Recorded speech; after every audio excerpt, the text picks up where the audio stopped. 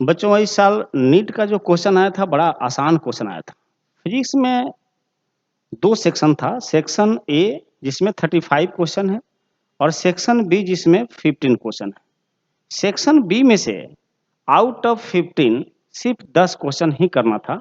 Section A का सभी question करना था। बड़ा आसान क्वेश्चन है, देखते हैं।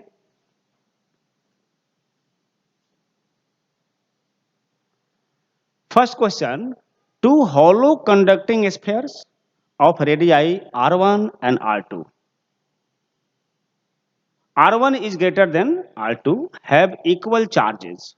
The potential would be, हम लोग जानते हैं कि स्फेरिकल कंडक्टर के ऊपर चार्ज, स्फेरिकल कंडक्टर के ऊपर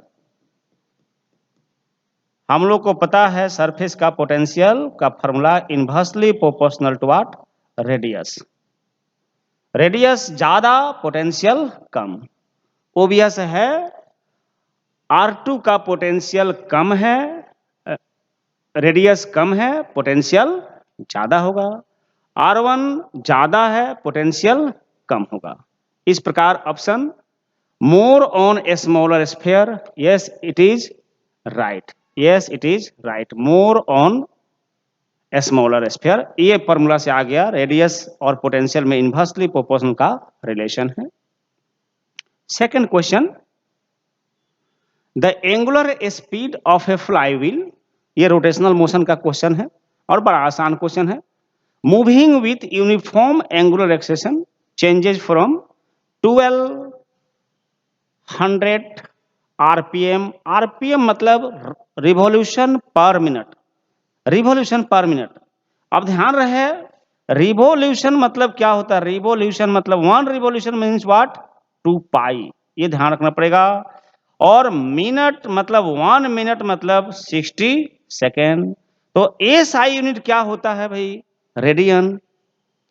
और एसआई यूनिट टाइम का क्या होता है, सेकेंड। अब यहां पर दिया है 1200 आरपीएम, इसको पहले आर को बदलना पड़ेगा रेडियन में और मिनट को बदलना पड़ेगा सेकेंड में। ये पहले हम लोगों को काम करना पड़ेगा। अब इसके लिए हम इसको मान लेते हैं omega 1, omega 1 equal to how much, 1200 revolution per minute. इसको बदल दीजिए किस में, रेडियन पर सेकेंड में। तो 1200 इंटू 2 पाई और इसको डिवाइड कर देंगे 60 से, तो आ गया रेडियन पर सेकेंड में। काटा कुटी कर दीजिए, ये कट गया, 6 2 जा 12, ये हो गया आपका 40 pi radian. This is the thing. Final velocity omega 2 how much, 3120 revolution per minute RPM. इसको बदलिए 3120 इंटू 2 पाई बाई 60, 0 6 5 जा 30, 6 2 जा 12, ये हो गया 104 पाई। निकालना क्या है, एंगुलर एक्सेशन। एंगुलर एक्सेशन के लिए हमें चाहिए therefore angular acceleration omega 2 minus omega 1 by delta T, तब निकल जाएगा एंगुलर एक्सेशन अल्फा, ये निकलेगा। उसको निकालने के लिए alpha equal to omega 2 minus omega 1 minus कर लीजिए, 104 माइनस 40 बचेगा 64 pi by T delta T. Delta T मतलब 16 सेकेंड दिया है, 16 डिवाइड कर दीजिए 4, so it is 4 pi radian per second square. So option 1 is correct. Simple question था ये।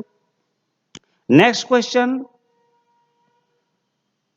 ये जंक्शन डायोड दिए हुए हैं। अब जंक्शन डायोड में हम लोग क्या पढ़ते हैं भाई, forward bias, reverse bias. Forward bias के केस में रेजिस्टेंस कम होता है, रिवर्स बायस के केस में रेजिस्टेंस ज्यादा होता है। अब ये क्वेश्चन क्या है, in the given circuit A B and C the potential drop जब करंट पास होता है इलेक्ट्रिकल सर्किट से तो रेजिस्टेंस के अक्रॉस में पोटेंशियल ड्रॉप आता है, पोटेंशियल घटता है, और उसका सेंस है, पोटेंशियल ड्रॉप का सेंस है हमारे पास I into R, rough tough ऐसे बात करें तो Ohm's law. Potential drop across the two PN junctions are equal. ये 3 सर्किट दिया है और ये तीनों सर्किट में हमें बताना ये है कि कौन कौन सा सर्किट में पोटेंशियल ड्रॉप सेम होगा। आइए देखते हैं। यहां पर अगर हम लोग बात करें तो ये और ये positive connected to positive, negative connected to negative, यानी ये भी है फॉरवर्ड बायस, ये भी है फॉरवर्ड बायस, दोनों सीरीज में है। तो दोनों सीरीज में है तो दोनों में करंट क्या होगा, सेम। तो दोनों में करंट मतलब आई का वैल्यू सेम होगा, नंबर 1। दोनों फॉरवर्ड बायस है तो दोनों के लिए आर का वैल्यू भी क्या होगा, सेम होगा। तो आई सेम, आर सेम, तो भी क्या होना चाहिए, सेम। सो इस कंडीशन में दोनों के क्रॉस में पोटेंशियल ड्रॉप सेम होगा। फिगर बी देखते हैं। फिगर बी में अगर देखा जाए तो बैटरी का पॉजिटिव कनेक्ट है यहां पर पी टाइप से, ये तो फॉरवर्ड बायस हो गया। बट सेकेंड वाला डायोड को देखिए तो बैटरी का नेगेटिव कनेक्टेड हो गया यहां का पी टाइप से, मतलब ये रिवर्स बायस हो गया। नो डाउट दोनों ही डिवाइस यहां सीरीज में है, और सीरीज में है तो नो डाउट दोनों के लिए करंट क्या होगा, सेम। करंट तो सेम होगा, no doubt. But forward bias के केस में रेजिस्टेंस थोड़ा कम होता है और रिवर्स बायस के केस में रेजिस्टेंस बहुत ज्यादा होता है, और इसीलिए यहां पर पोटेंशियल ड्रॉप ज्यादा होगा, यहां पर पोटेंशियल ड्रॉप कम होगा, क्योंकि जहां आर ज्यादा वहां ड्रॉप भी ज्यादा, मतलब यहां पोटेंशियल डिफरेंस सेम नहीं होगा। सो इसको आप हटा दीजिए। आते हैं फिगर सी में। अब फिगर सी को देखिए तो बैटरी का पॉजिटिव कनेक्टेड है पी टाइप से, सो ये फॉरवर्ड बायस हो गया, और बैटरी का यहां पर नेगेटिव कनेक्टेड है, ये भी हो गया फॉरवर्ड, ये भी हो गया आपका फॉरवर्ड बायस। फिर ये सिचुएशन में अगर हम लोग देखें तो दोनों के लिए आई का वैल्यू तो सेम होगा ही होगा, आर का वैल्यू भी क्या हो गया, सेम। सो इस कंडीशन में भी V का वैल्यू क्या होगा, सेम। सो ए और सी की बात करें, ए और सी की बात करें तो दोनों में पोटेंशियल ड्रॉप सेम होगा, दोनों के लिए पोटेंशियल ड्रॉप सेम होगा, कंडीशन एक जैसा है। यहां पर इसलिए नहीं क्योंकि एक फॉरवर्ड बायस हो गया तो एक रिवर्स बायस हो गया, और इसलिए यहां पर पोटेंशियल ड्रॉप सेम नहीं होगा। So option 3 will be correct. Next question. Two objects of mass 10 kg and 20 kg are respectively are connected to the two ends of a rigid rod of length 10 metre. कहानी कुछ ऐसे बन रही है, ये मान लीजिए मास M1 10 kg और ये मास M2 20 kg, दोनों के बीच का डिस्टेंस है 10 मीटर, लाइक दिस दिया हुआ है। रड का मास नेग्लिजिबल है। The distance of the centre of mass of the system from 10 kg mass is, from 10 kg मास मतलब M1, यहां से कितना दूर पर CM होगा। मान लेते हैं कि यहां हमारा CM है, तो ये डिस्टेंस को हम लोग क्या बोलते हैं, RCM। यहां पर कहां से डिस्टेंस नापना है, M1 से, तो जहां से डिस्टेंस हम नापते हैं उसी को ओरिजिन मानते हैं। अब यहां पर कंडीशन ये बनेगा, RCM का फॉर्मूला हमारे पास क्या है, M1 R1 M2 R2 divide by M1 plus M2, right. ये ओरिजिन है। R1 का वैल्यू कितना हो जाएगा, 0, क्योंकि ओरिजिन पर ही बैठा हुआ है M1, उसका डिस्टेंस 0। सो M1 R1 का वैल्यू हो जाएगा 0 प्लस M2 का वैल्यू 20, R2 मतलब ओरिजिन से M2 का डिस्टेंस दिया है 10 divided by 10 plus 20 that is 30, ये हो गया 200 divide by 30 equal to how much, 20/3 metre. So centre of mass यहां से 20/3 के डिस्टेंस पर होगा, 20/3 metre. So option 1 is correct.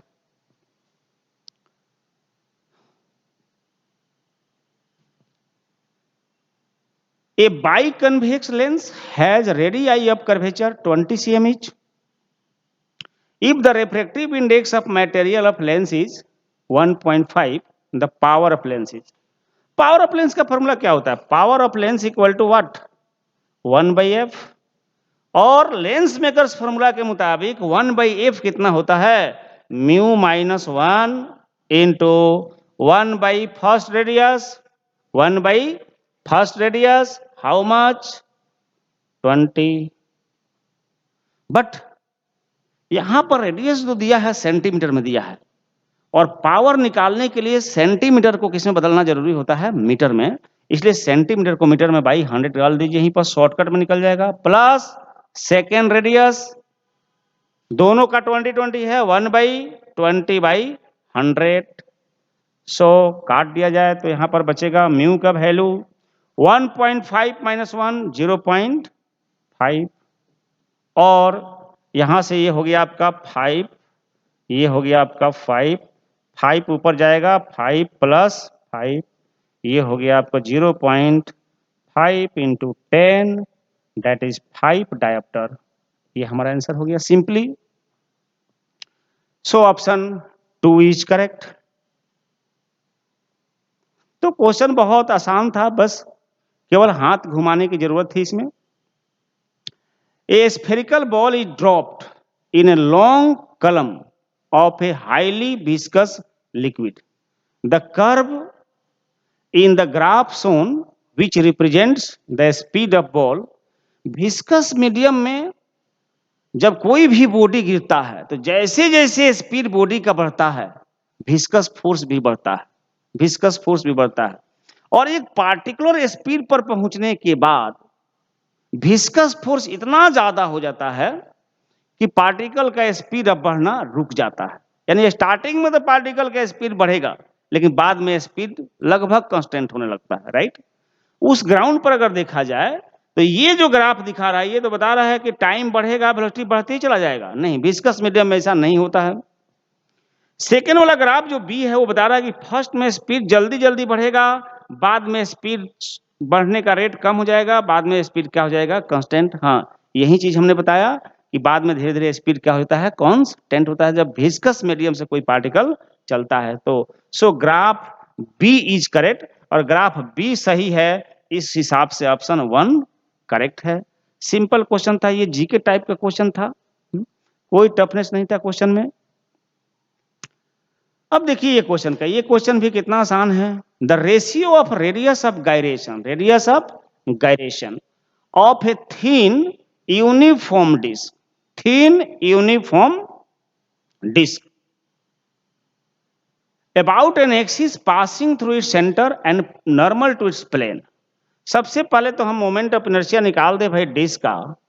about an axis passing through centre, ये फॉर्मूला हमारे पास मालूम है, half M R square.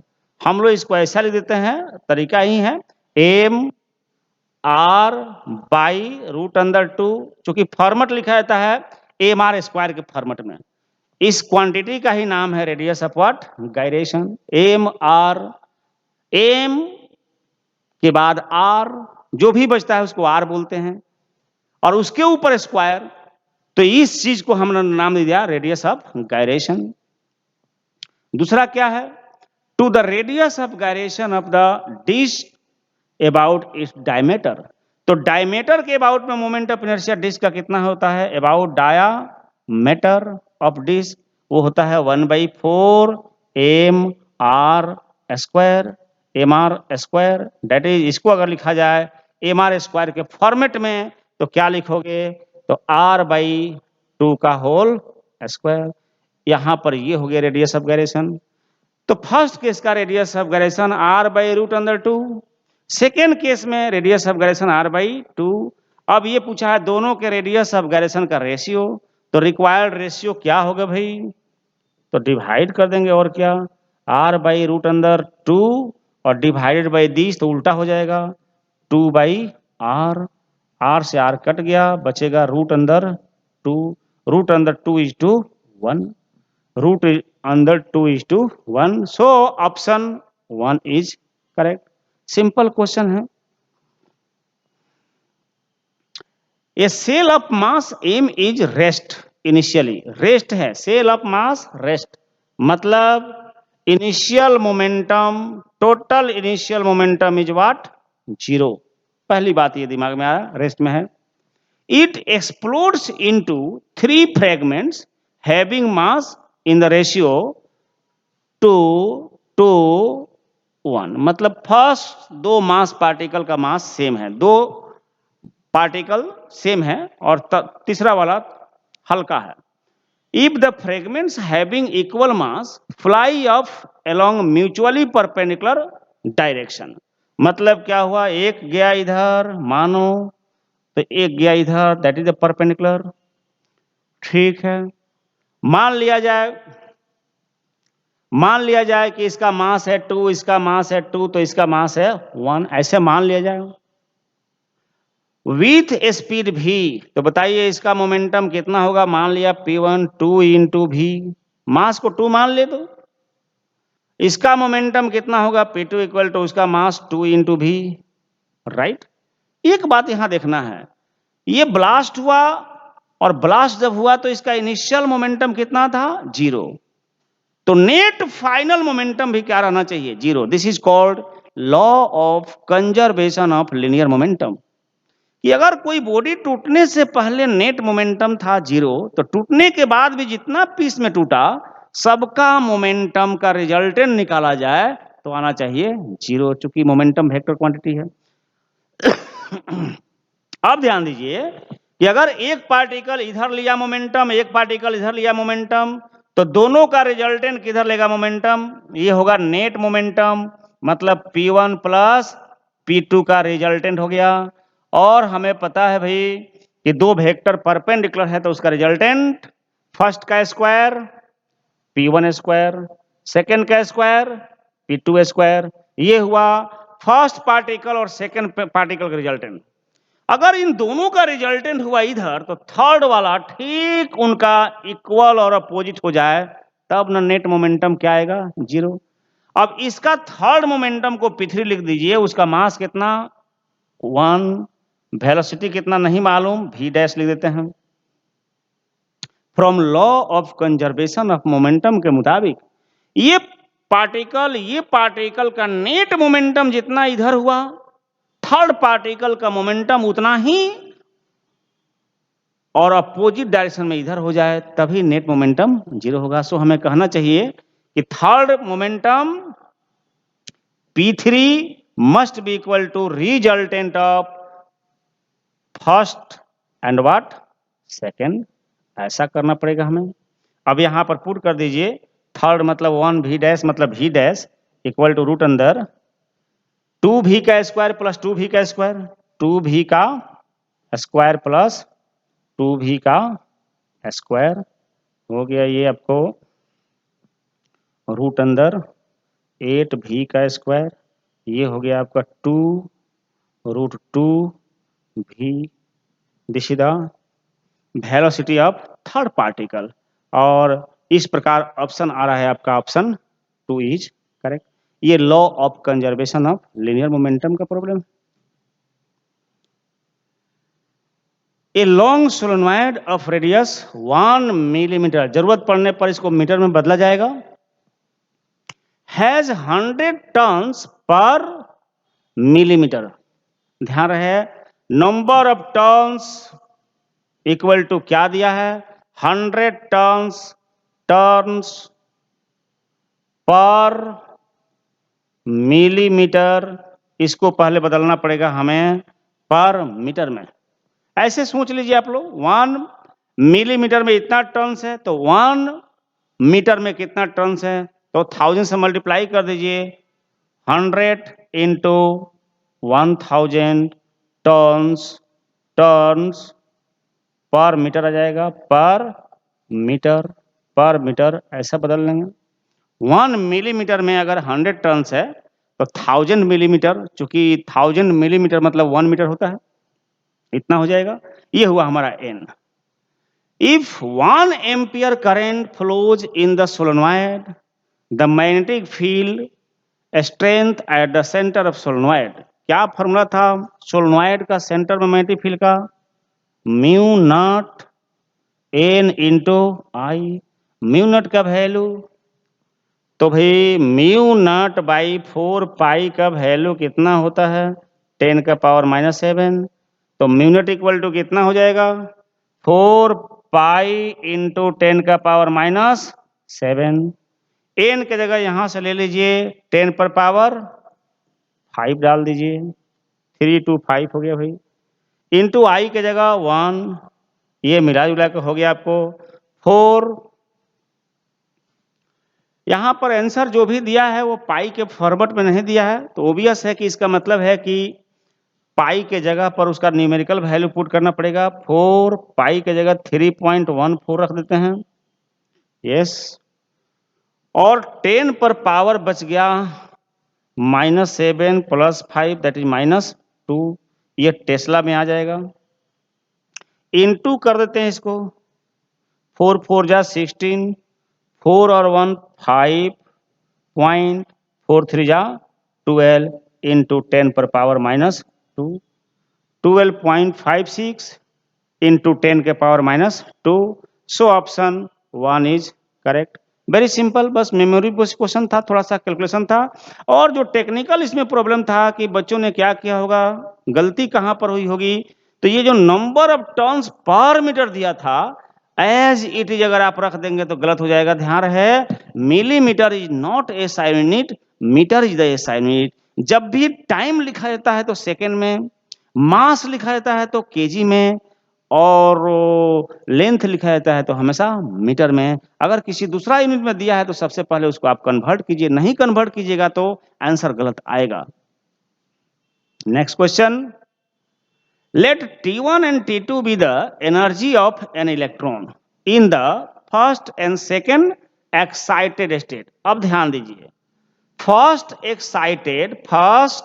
Excited मतलब नंबर कौन सा? 2, ऑर्बिट नंबर 2। सेकेंड एक्साइटेड मतलब नंबर कौन सा? 3। ये बात है। Of hydrogen atom respectively according to Bohr's model of an atom, ratio of T1 is to T2। ये T1 T2 क्या बोला है? एनर्जी के बारे में बोला है।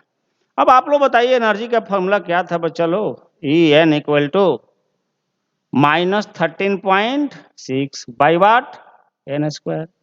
अब अगर हम लोग इसकी बात करें मतलब T1, उसकी बात करें T2, तो दोनों में भाई 13.6 तो कॉमन हो जाएगा, कट जाएगा। और n मतलब नंबर ऑफ ऑर्बिट, उल्टा हो जाएगा, उल्टा कर दीजिए, ऊपर में चला जाएगा 3 का स्क्वायर, नीचे आ जाएगा 2 का स्क्वायर, उल्टा हो जाएगा, इनवर्स प्रोपोर्शन में है।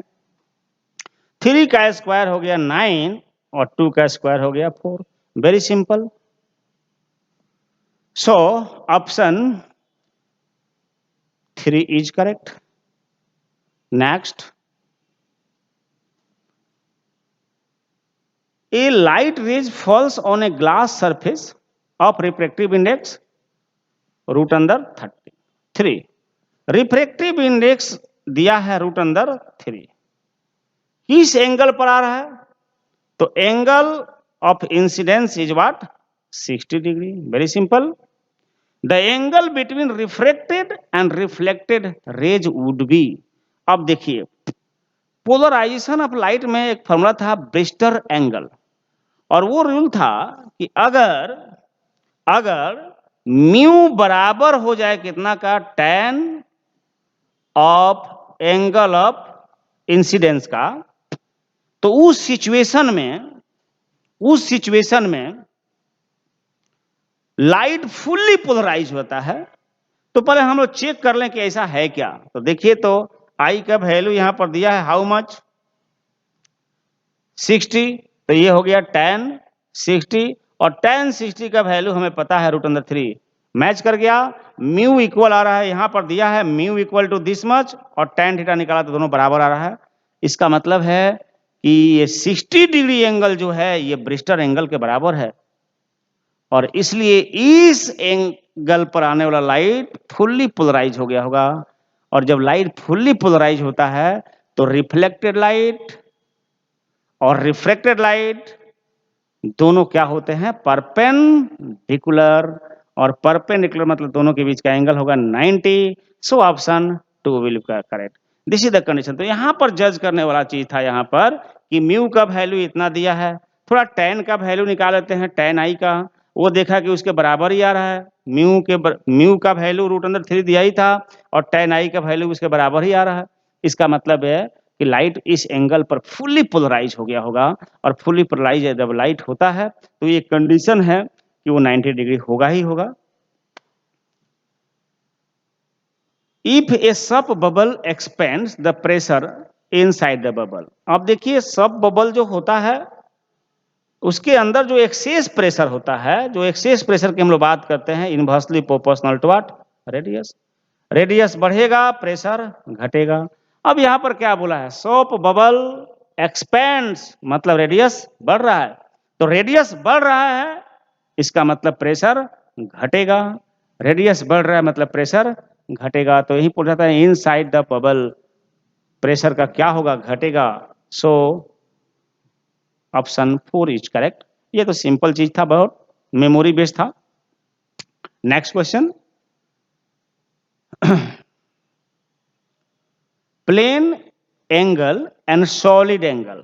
प्लेन एंगल किसको बोलते हैं बच्चा लोग, ये है आपका प्लेन एंगल, ठीक है, प्लेन एंगल।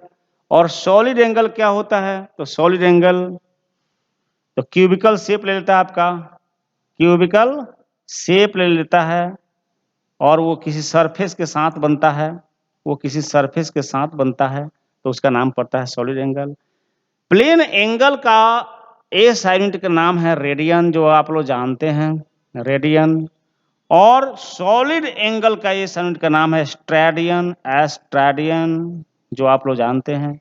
ये दोनों सप्लीमेंट्री क्वांटिटीज हैं। इनका यूनिट तो होता है लेकिन डायमेंशन लेस होते हैं।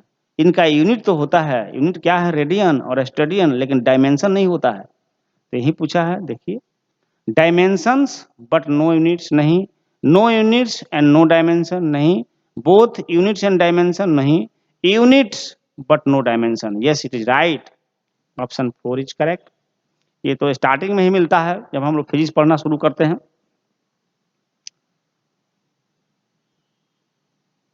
When light propagates through a material medium of relative permittivity epsilon r, relative permittivity क्या होता है भाई, तो permittivity of the medium divided by permittivity of vacuum।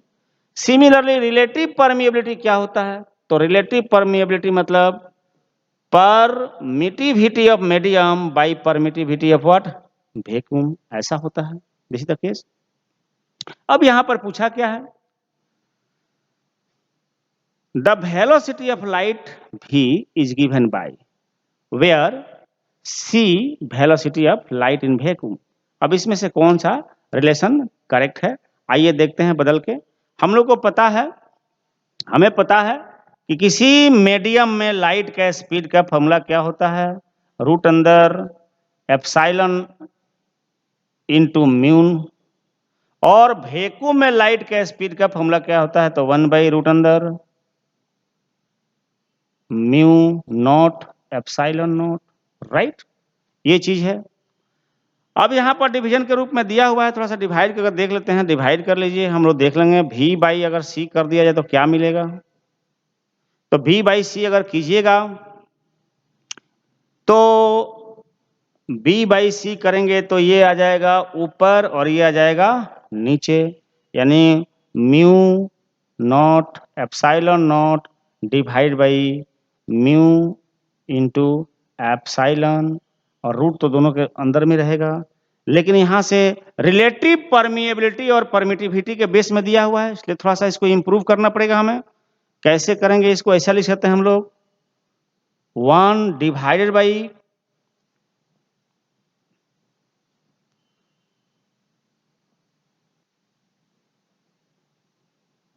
V by C equal to 1/√, इसे डाल दीजिए और नीचे लिख दीजिए एप्साइलन बाई एप्साइलन नॉट। ठीक है, थर्ड नंबर से ऊपर चला ही जाएगा, बात बराबर है। म्यू बाई म्यू नॉट, ठीक है, ये भी बराबर चला गया। अब आपको आ गया V by C equal to what 1 ये हो गया रिलेटिव परमिटिविटी और ये हो गया रिलेटिव परमीएबिलिटी। अगर क्रॉस मल्टीप्लाई कीजिएगा तो सी चला जाएगा ऊपर, सो भी निकल जाएगा। अब देख लीजिए कौन सा ऑप्शन मैच कर रहा है। मेरे ख्याल से ऑप्शन 3 सही है। This is the right answer simply. Next question, ये इलेक्ट्रिक करंट का क्वेश्चन है। Two resistors of resistance 100 ohm and 200 ohm are connected in parallel in electric circuit. The ratio of the thermal energy developed in 100 ohm to that in 200 ohm in a given time. Given time में दोनों कैसे connected है? Parallel. Parallel connected है मतलब दोनों के लिए voltage same मिलेगा। वोल्टेज सेम मिलेगा तो हीट प्रोडक्शन मतलब पावर, पावर मतलब V² by what R simply.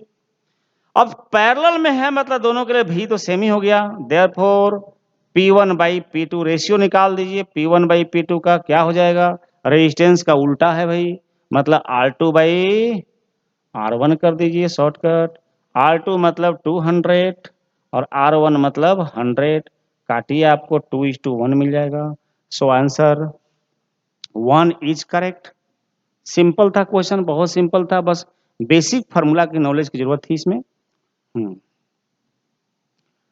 Next question, the graph which shows the variation of the D Broglie wavelength lambda of A particle.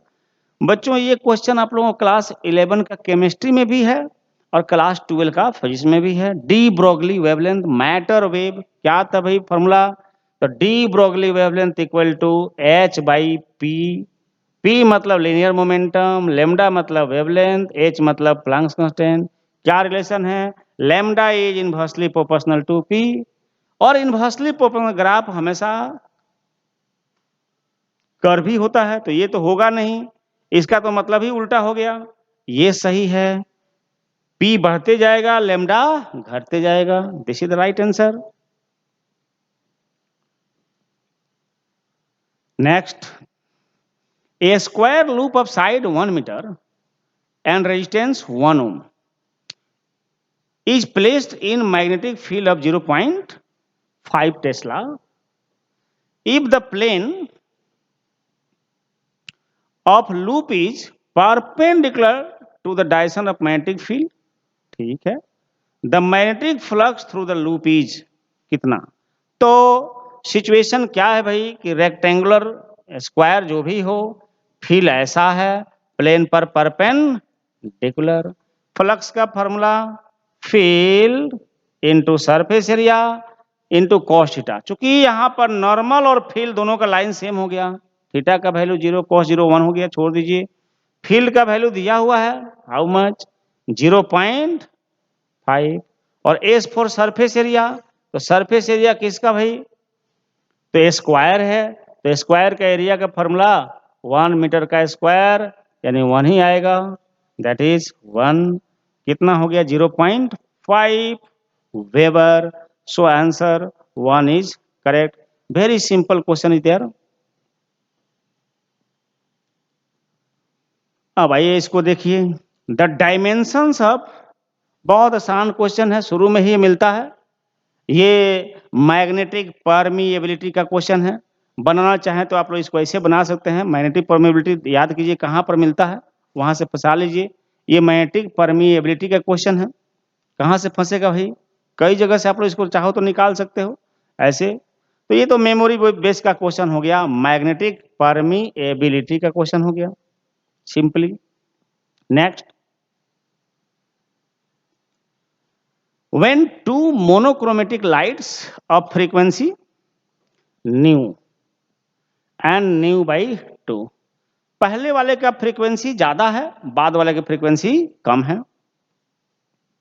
Are incident on photo electric metal, their stopping potential becomes Vs/2 and Vs।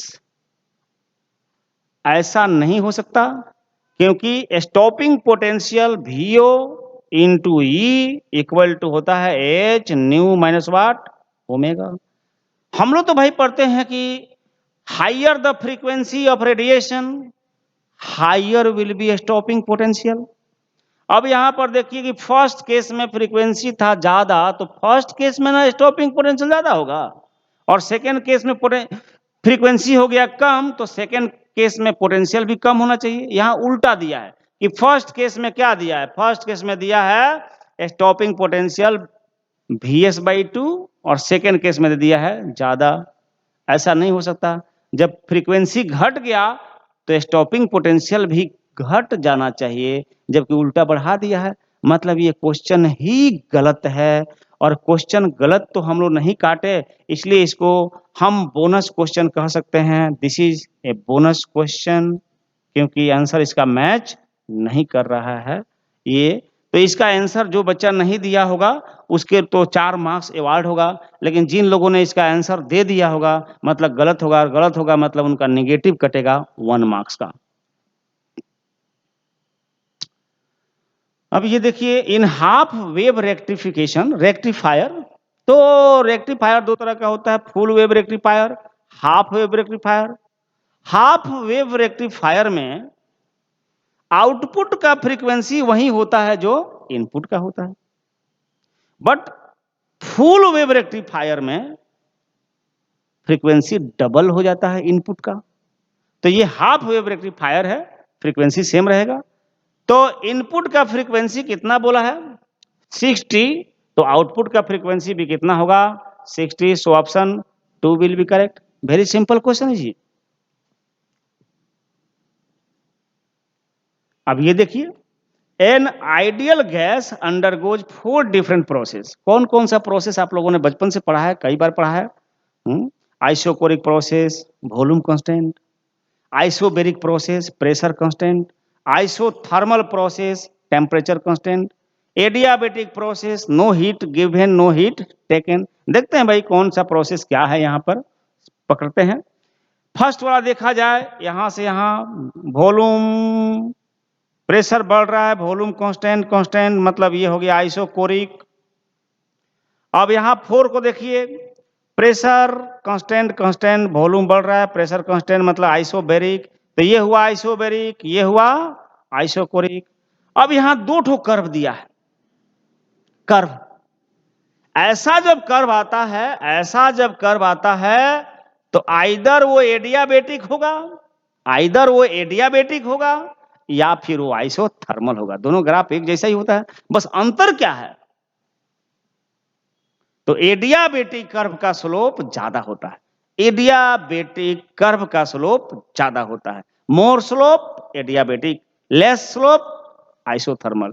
अब इन दोनों को compare कीजिए, number 3 number 2, number 2 का slope ज्यादा दिख रहा है, स्लोप ज्यादा है मतलब स्लोप ज्यादा है इसका मतलब डाउन है, तो जितना ही ज्यादा स्लोप है मानेंगे वो एडियाबेटिक है। सो पकड़ में आया ये एडियाबैटिक है, तो ये आइसोथर्मल है। मतलब जब भी ऐसा दिया हो तो कंपेयर कीजिए आप लोग, और कंपेयर करके निकाल लीजिए।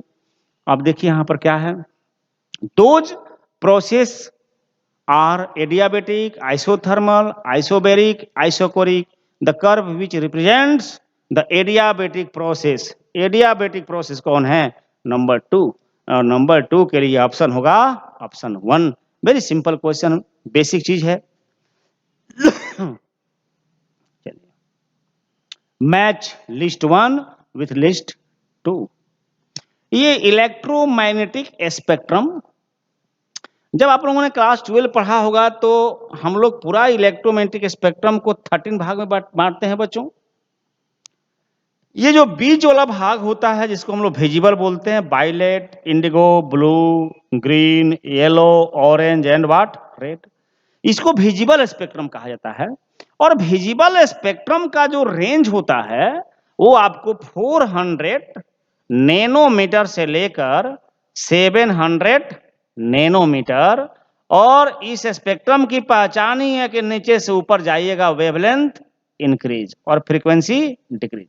पहले तो ये अगर विजिबल स्पेक्ट्रम की बात करें तो वायलेट का वेवलेंथ सबसे कम, इंडिगो का थोड़ा ज्यादा, ब्लू का और ज्यादा, ग्रीन का और ज्यादा, सबसे ज्यादा रेड का। अब रेड के ऊपर होता है इंफ्रा रेड। तो जिस रेडिएशन का फ्रीक्वेंसी वेवलेंथ 700 नैनोमीटर से थोड़ा ज्यादा हो जाए, समझना चाहिए कि वो इंफ्रा रेड है। इंफ्रा रेड के ऊपर आता है आपका माइक्रोवेव, माइक्रोवेव, और सबसे ऊपर आता है रेडियो वेव, जो आप जानते हैं।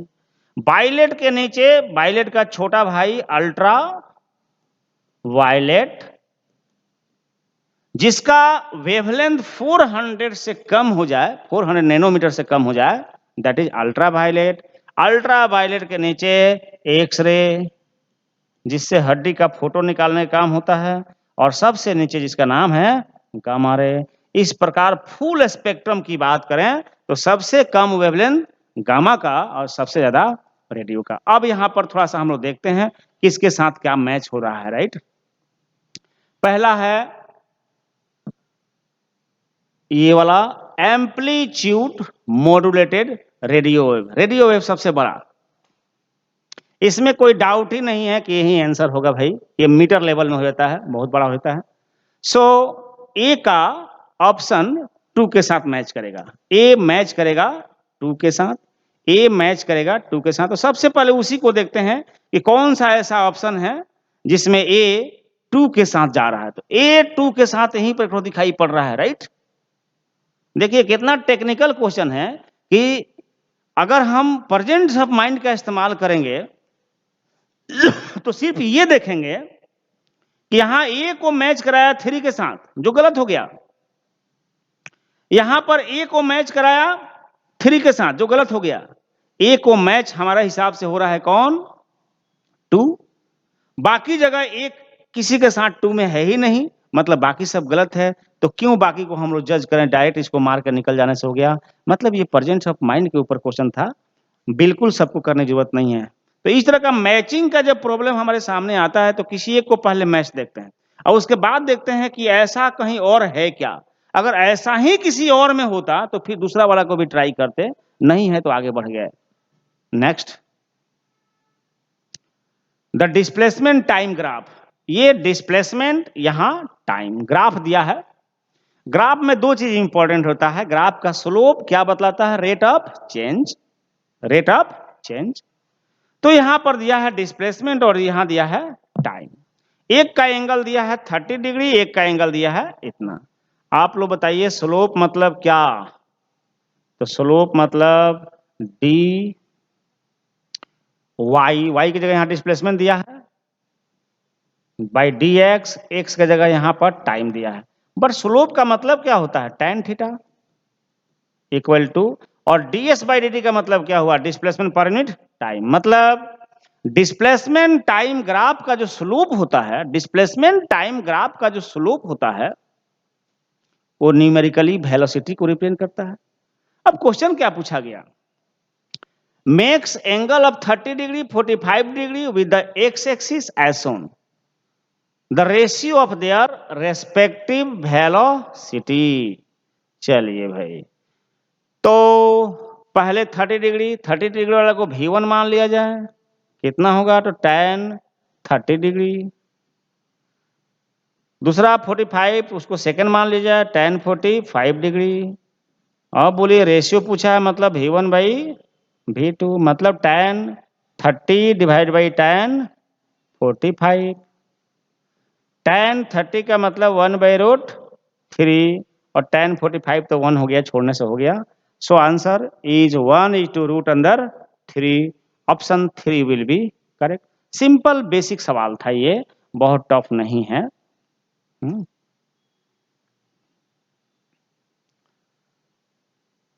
इन a Young's double slit experiment, a student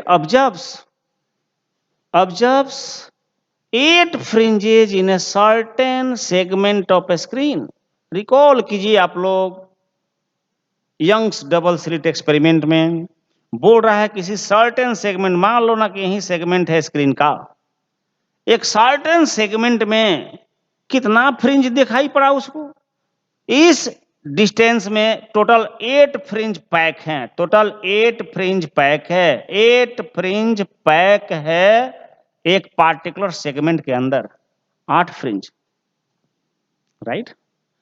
अब 8 फ्रिंज अगर इसके अंदर पैक है, एक फ्रिंज की चौड़ाई कितनी होती है? तो एक फ्रिंज की चौड़ाई होती है D lambda by small D के बराबर, जहां डी था स्क्रीन और स्लिट के बीच का डिस्टेंस, स्मॉल डी दोनों स्लिट्स के बीच का डिस्टेंस, लैम्डा मतलब लाइट का वेवलेंथ। अब ये पार्टिकुलर जो सेगमेंट है 8 फ्रिंज इसके अंदर पैक कर गया, मतलब 8 फ्रिंज ने इस पूरा डिस्टेंस को क्या कर लिया, कैप्चर कर लिया। तब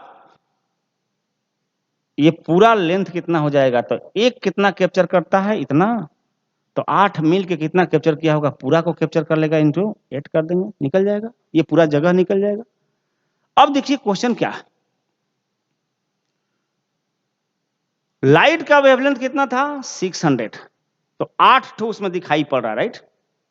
तो इसको हम लिखेंगे डी लेमडा के जगह 600 nanometre by small D into 8, right. इतना जगह को कैप्चर करेगा बोल रहा है। चलिए,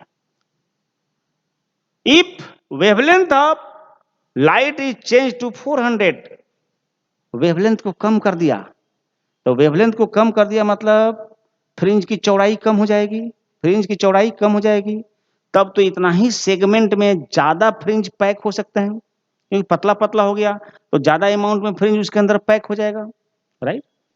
अब मान लीजिए कि कोई पार्टिकुलर सेगमेंट है, इतना मोटा पेन घुसाया जाए तो हो सकता है कि एक ही से भर जाए, और अगर पेन को पतला पतला कर दिया, आधा आधा कर दिया, तो 2 पेन इतना ही एरिया में घुस जाएगा, दैट द थिंग।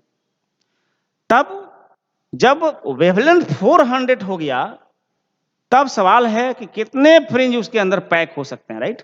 तो मान लेते हैं n फ्रिंज उसके अंदर पैक हो जाएंगे, तो बताइए एक फ्रिंज की चौड़ाई कितना होगा, डी लेमडा की जगह 400 बाय स्मॉल डी तो वहीं रह जाएगा, और एक फ्रिंज अगर इतना जगह छेकता है तो n फ्रिंज कितना जगह छेकेगा, इनटू क्या कर दीजिए n, लेकिन जगह तो उतना ही है, उतना ही जगह में n फ्रिंज आप सेट करना है, इसलिए दोनों क्या हो जाएगा, बराबर। तो 600 वेवलेंथ वाला, 600 नैनोमीटर वाला जो वेवलेंथ था उसका 8 फ्रिंज उसके अंदर आया, और इसका n फ्रिंज उसके अंदर आया, तो दोनों तो लेंथ तो सेम ही होगा, इक्वलाइज कर दीजिए, d is cancel by d, small d is cancel by small d, 400 into 2 1.5 कर दीजिए, शॉर्टकट में कट जाएगा, सो उधर में आ गया, इधर में हो जाएगा 12, उधर आ गया n, so n equal to what, 12, shortcut में हो गया, ऑप्शन 3 इज करेक्ट।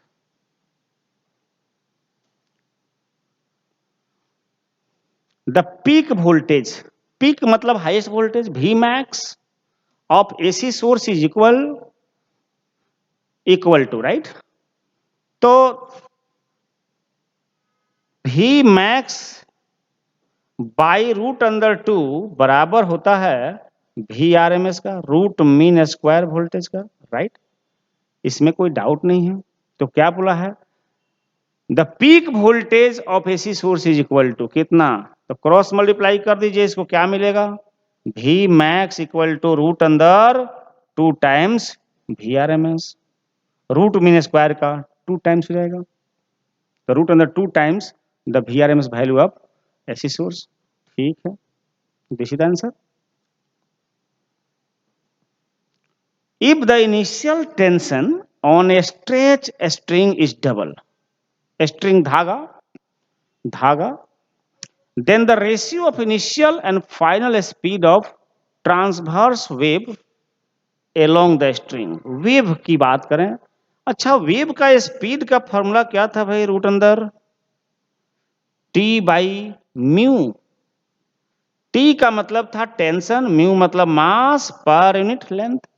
यहां पर क्वेश्चन में नहीं बोला है कि मास पर यूनिट लेंथ बदलना है, मतलब ये तो कांस्टेंट हो गया ना, तब तो कह सकते हैं आप लोग v इज proportional to square root of what, tension.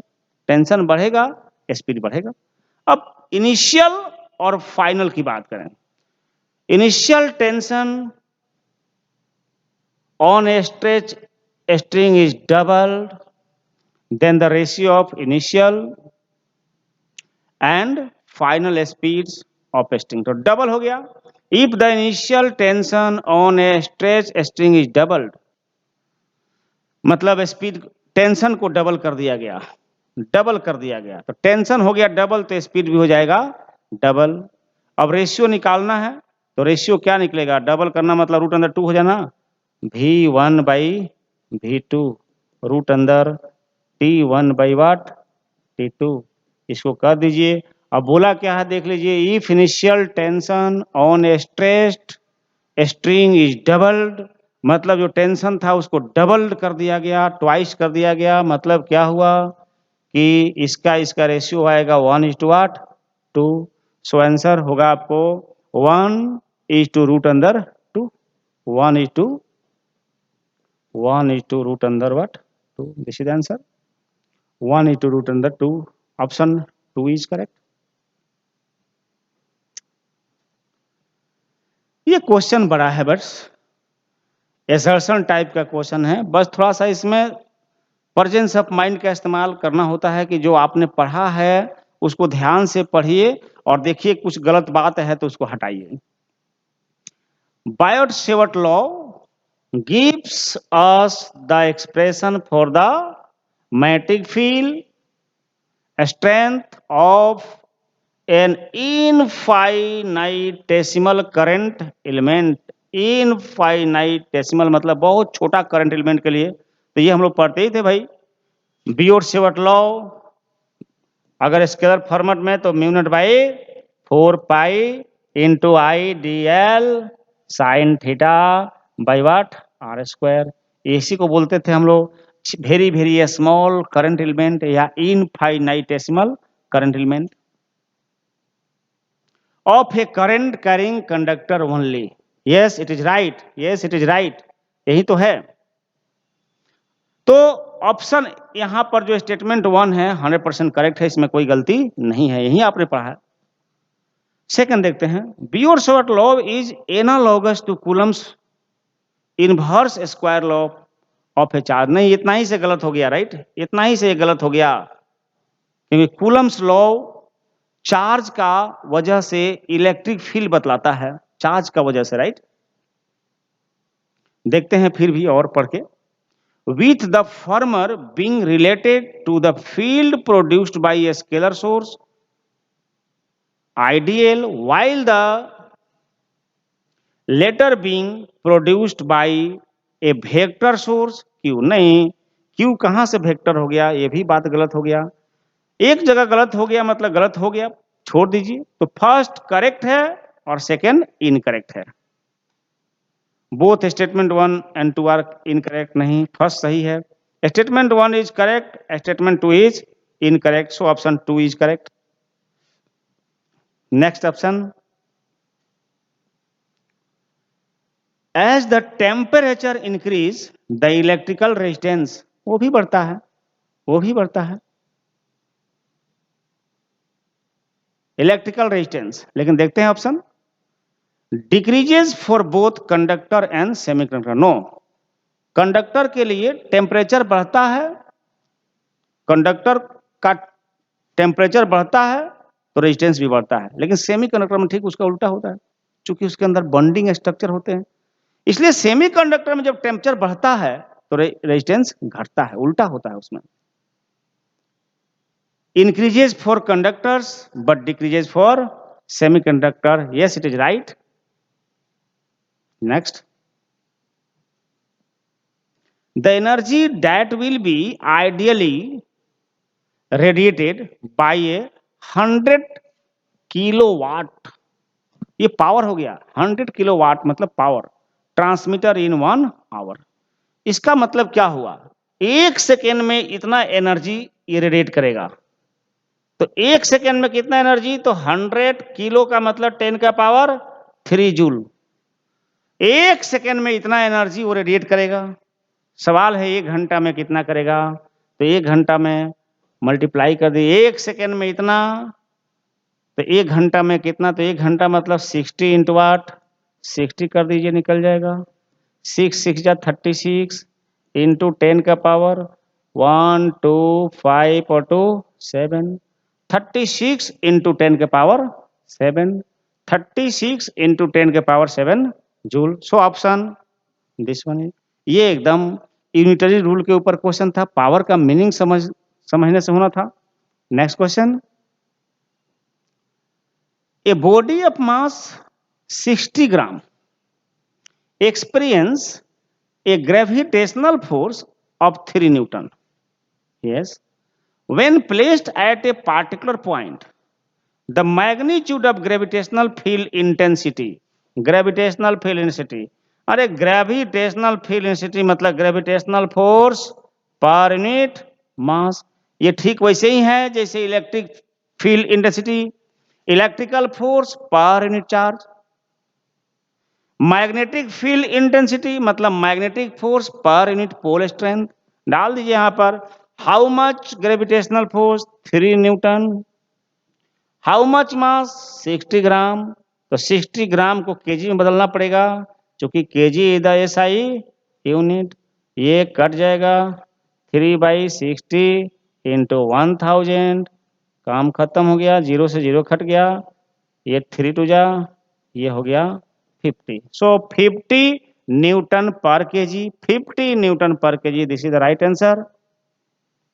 Next question, in the given nuclear reaction the element x is, nuclear reaction, यहां देखिए सोडियम है। बच्चों एक न्यूक्लियर फिजिक्स में एक बड़ा कॉम्प्रिहेंसिव चीज है कि 3 चीज को आप लोगों को कंजर्व करना होता है कि लेफ्ट हैंड साइड का total charge, right hand side का टोटल चार्ज बराबर होना पड़ता है। एक बैलेंस ये कर दीजिए। दूसरा, लेफ्ट हैंड साइड का number of nucleon, right hand side का नंबर ऑफ न्यूक्लियन बराबर होना पड़ता है। तीसरा, लीनियर मोमेंटम, रिएक्शन के पहले का और रिएक्शन के बाद का नेट मोमेंटम बराबर रहना चाहिए। देखते हैं यहां पर क्या बैलेंस करना पड़ेगा। सी, अब यहां देखिए तो सोडियम में ये कितना चार्ज है, 11 यूनिट। यस, यहां पर क्या निकलता हुआ दिखाई पड़ रहा है, तो ये है पॉजिट्रॉन और ये है न्यूट्रिनो, पॉजिट्रॉन और न्यूट्रिनो। अब अगर हम चार्ज को बैलेंस करें तो लेफ्ट हैंड साइड में कितना चार्ज है टोटल, 11, क्योंकि प्रोटॉन पर ही चार्ज होते हैं।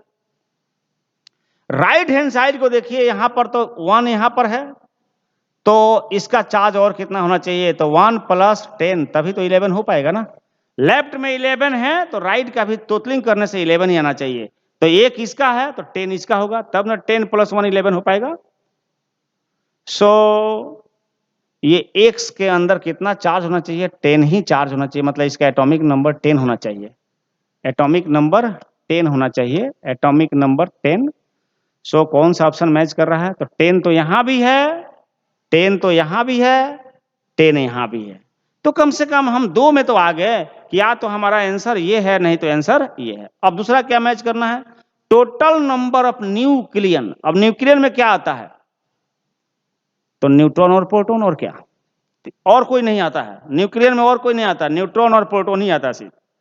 तब यहां देखिए कितने न्यूक्लियन थे, 22, तो राइट हैंड साइड में भी सब मिला के कितना होना चाहिए, 22।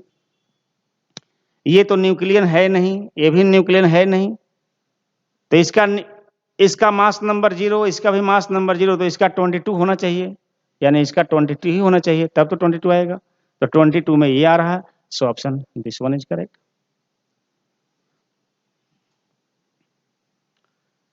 The angle between the electric lines of force and equipotential surface हमेशा परपेंडिकुलर होता है, इसमें कौन सी बड़ी बात है। आप लोगों ने क्लास 12 में पढ़ा होगा कि स्फीयर है, और स्फीयर एक ऐसा सरफेस होता है इक्विपोटेंशियल, ठीक है। यहाँ यूनिट टेस्ट चार्ज छोड़िए, इधर जाएगा, this is the direction of electric field, perpendicular है कि नहीं, तो इक्विपोटेंशियल सरफेस और इलेक्ट्रिक फील्ड के बीच का एंगल होता है 90 डिग्री, तभी तो वो इक्विपोटेंशियल होगा। सो option 2 is correct. Next question, the ratio of the distance travel by A free falling body in first, second, third and fourth second. अगर कोई पार्टिकल का इनिशियल वेलोसिटी क्या हो, 0, तो अगर वो इक्वल इंटरवल ऑफ टाइम में पहला बराबर समय में x1 डिस्टेंस ट्रैवल करता हो, second x2 distance, third x3 distance, fourth x4 distance, इस तरह से, तो वो डिस्टेंस का जो रेशियो होता है,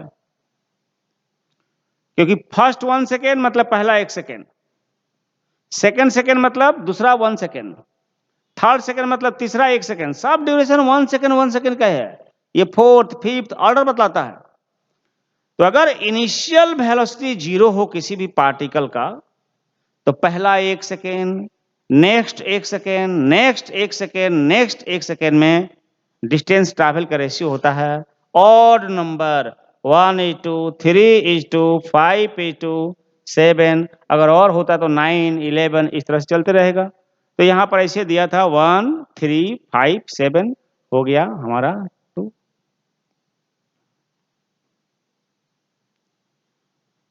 ठीक है। An electric lift with a maximum load up to 1000 kg, मतलब इतना ही, lift plus passenger, is moving up with constant speed up this much meter per second. The frictional force opposing the motion is 3000 Newton. The minimum power deliver. तो पहला बात तो इतना load है उसके ऊपर, इतना स्पीड से जा रहा है, फ्रिक्शनल फोर्स भी है इतना, मतलब लिफ्ट का जो इंजन है टोटल कितना फोर्स के अगेंस्ट में चल रहा है, टोटल कितना फोर्स के अगेंस्ट में चल रहा है, तो इसका वेट टोटल फोर्स हो जाएगा m into G plus force of friction, इन दोनों को कैरी ऑन कर रही है। ये हो गया आपका g का वैल्यू दिया है 10, 2000 into 10 plus frictional force 3000, that is, ये हो गया 20,000 प्लस 3000, 23,000 न्यूटन का फोर्स हो गया। पूछा क्या है, the power deliver, power means work done पर टाइम, फोर्स दिया हो तो velocity into force into velocity करने से निकल जाता है, 23 इंटू 1.5 करने से निकल गया, इसको इंटू कर लीजिए, आएगा 34,500, यस, ये हमारा आंसर हो गया। सिंपल था ये भी क्वेश्चन, राइट। ये फॉर्मूला बनता है, power equal to what, work done per unit time, again work done means force into displacement by time, but displacement per time का नाम क्या हो गया, फोर्स इंटू वेलोसिटी। कौन सा फोर्स, जिस फोर्स के अगेंस्ट में कोई पार्टिकल चल रहा है, राइट। चलिए नेक्स्ट क्वेश्चन, फिनिश हो गया, चलिए।